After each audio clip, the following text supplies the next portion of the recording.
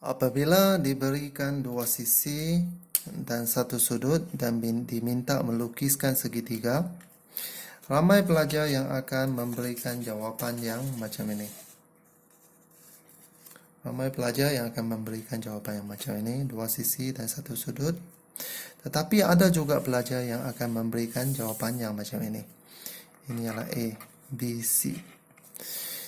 Sebenarnya kedua-dua jawapan ini adalah betul kalau bergantung kepada syarat yang diberikan. Ini kita namakan sebagai case berambiguity. Bagaimana segitiga yang kecil ini dihasilkan?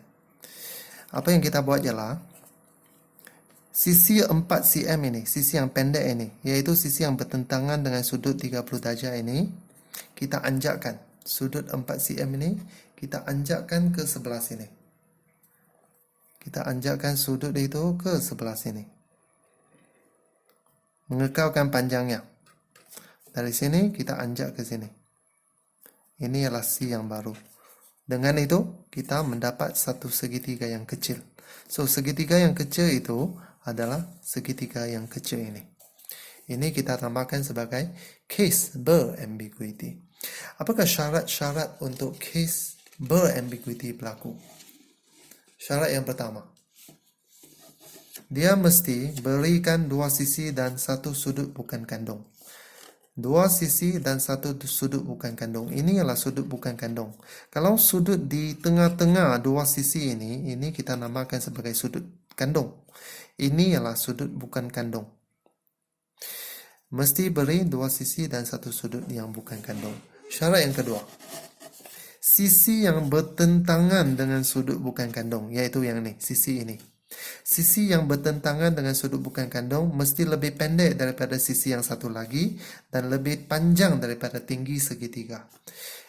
Sisi yang ini, sisi yang bertentangan dengan sudut kandung yang 4 ini, dia mesti lebih pendek daripada sisi yang satu lagi dan pada masa yang sama. Sisi ini juga mesti lebih panjang daripada tinggi segitiga. Tujuan dia ialah supaya BC ini kita boleh anjak ke sebelah sini untuk membentuk case berambiguity dan membentuk segitiga kecil yang satu lagi. Contoh, jika diberikan sisi yang sama tetapi sudut yang diberi ialah sudut di sini, sudut bukan kandung diberi di sini.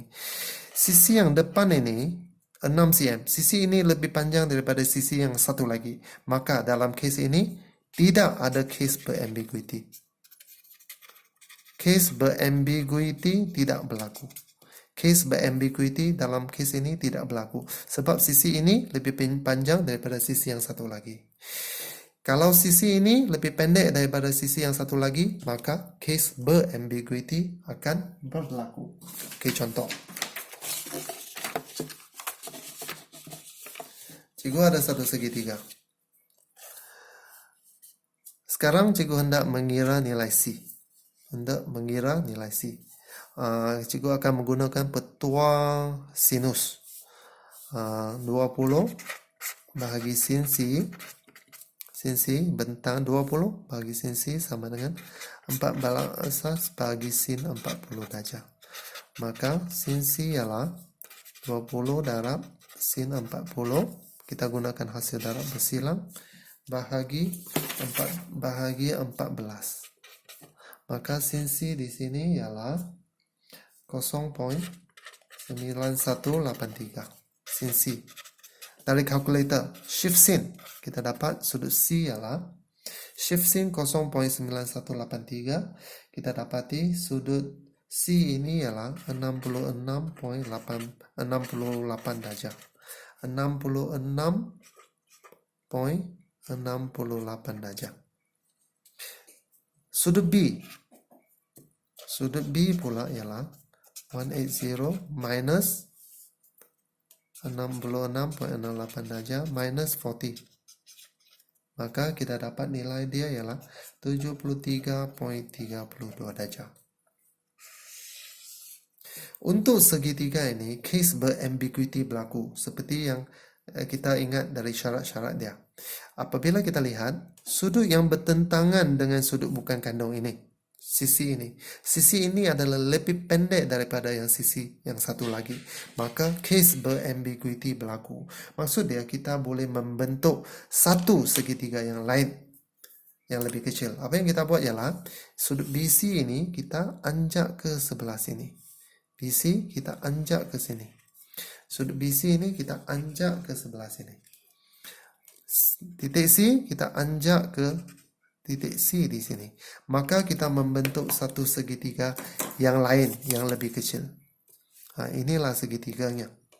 Inilah segitiga yang dimaksudkan. A, B, C yang lebih kecil. Apakah sudut C yang baru sekarang? Cikgu gunakan C prime. Apakah sudut C prime sekarang di sini? Kita lihat keseluruhan. Kita tahu ini adalah satu segitiga sama sisi. Sebab 14 dianjak ke sini, maka sudut ini pun 66.68. Okey, sudut C prime yang baru iaitu sudut sini. Ini ialah 180 minus 66.68 degree. So, sudut yang kita dapat ialah 113.32 darjah. Ini ialah sudut yang satu lagi untuk sudut C. Sudut ini ialah 113.32. Apakah sudut B yang baru? Cikgu gunakan B prime. Sudut B yang baru, sudut ini nampaknya lebih kecil, yaitu 180 minus, ini ialah 113.32 minus 40. Maka sudut B yang kita dapat ialah 26.68 darjah. Ini ialah sudut-sudut untuk yang segitiga yang kecil ini, sebelah sini. Sudut A dia 40. Manakala ini ialah sudut untuk segitiga yang besar. Sudut A dia 40, sudut B dia ialah 73, sudut C nya ialah 66.68.